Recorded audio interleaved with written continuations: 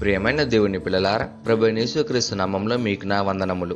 ఈ రోజు దేవుని వాగ్దానము రోమీయులకు 5:8 రోమీయులకు 5:8 వాక్యం ఇలా ఉంది. అయితే దేవుడు మన ఎడల తన ప్రేమను వెల్లడిపరచుచున్నాడు, ఎట్లనగా మనమింకనూ పాపులము ఉండగానే క్రీస్తు మన కొరకు చనిపోయాను అని.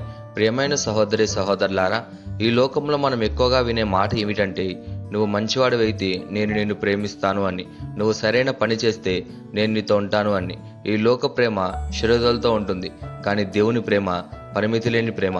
మనం మంచి వాళ్ళం ఉన్నప్పుడు కాదు, మనం పరిశుద్ధులై ఉన్నప్పుడు కాదు, మనం ప్రార్థనలో బలంగా ఉన్నప్పుడు కాదు, మనం ఇంకనూ పాపులమై ఉన్నప్పుడే క్రీస్తు మన కొరకు చనిపోయాడు. ఇది సాధారణ ప్రేమ కాదు, ఇది త్యాగపూరితమైన ప్రేమ, ఇది మార్పు లేని ప్రేమ, అలాగే శాశ్వతమైన ప్రేమ. ఈరోజు దేవుడు మీతో చెప్తున్న మాట ఏమిటంటే, నువ్వు పర్ఫెక్ట్ కాకపోయినా నేను నిన్ను ప్రేమిస్తాను, నువ్వు పడిపోయినా నేను నిన్ను వదిలిపెట్టలేదు, నువ్వు నన్ను మర్చిపోయినా నేను నిన్ను మర్చిపోను అని. మనం ఇంకనూ పాపలం ఉండగానే క్రీస్తు మన కొరకు చనిపోయాను. ఇది ఎంత గొప్ప సత్యం.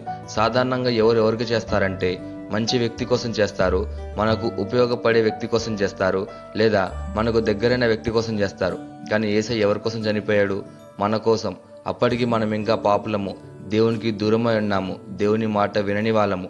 ఆయన యేసుక్రీస్తు మన కొరకు శిలువపై చనిపోయాడు. ఎందుకంటే దేవుని ప్రేమ మన పనులపై ఆధారపడి ఉండదు, మన స్థితిపై ఆధారపడి లేదు. దేవుడు ఇలా అనలేదు, ముందు నువ్వు మారిపో, తర్వాత నేను ప్రేమిస్తాను అని.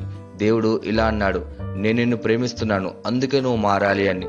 శిలువ మనకేం చెప్తుందంటే, నువ్వు విలువైన వాడివి, నువ్వు ప్రేమించబడుతున్నావు, అలాగే దేవుడు నిన్ను వదిలిపెట్టట్లేదు అని. యేసయ్య శిలువపై ఉన్నప్పుడు ఏం జరిగిందంటే, ఆయనను కొట్టారు, అవమానించారు, ముళ్ళ కిరీటం పెట్టారు, చేతులకు కాళ్లకు మేకులు కొట్టారు, ఆయనను ఎగతాళి చేశారు. నువ్వు నిజంగా దేవుని కుమారుడు అయితే దిగొచ్చి చూపి అన్నారు. ఆ సమయంలో యేసయ్య ఏం చేయగలిగేవాడంటే, ఆయనకు శక్తి ఉంది, ఒక్క మాటతో అందరినీ నాశనం చేయగలిగేవాడు. కానీ ఆయన ఏం చేశాడంటే, తండ్రి, వీరేమి చేయుచున్నారో వీళ్ళకు తెలీదు, వీరిని క్షమించు అన్నారు. ఇది ఎలా సాధ్యమంటే, అది ప్రేమ వల్ల. వారు ఆయనను ద్వేషించారు, కానీ ఆయన వారిని ప్రేమించాడు.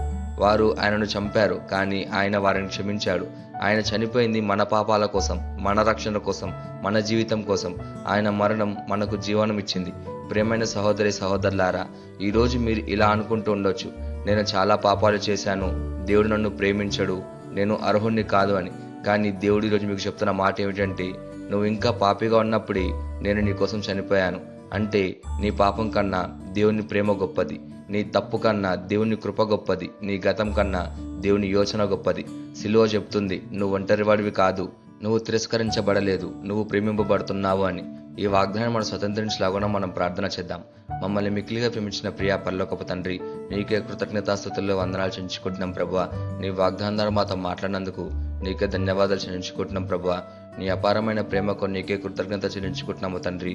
ప్రభువా, మేము ఇంకా పాపలమే ఉన్నప్పుడే మా కొరకు శిలువపై చనిపోయిన నీ ప్రేమకు వందనాలు చెల్లించుకుంటున్నాం ప్రభువా. మేము అర్హులము కాము, కానీ నీవు మమ్మల్ని ప్రేమించుచున్నావు. మేము నిన్ను మర్చిపోయిన సమయంలో కూడా నీవు మమ్మల్ని వదలలేదు.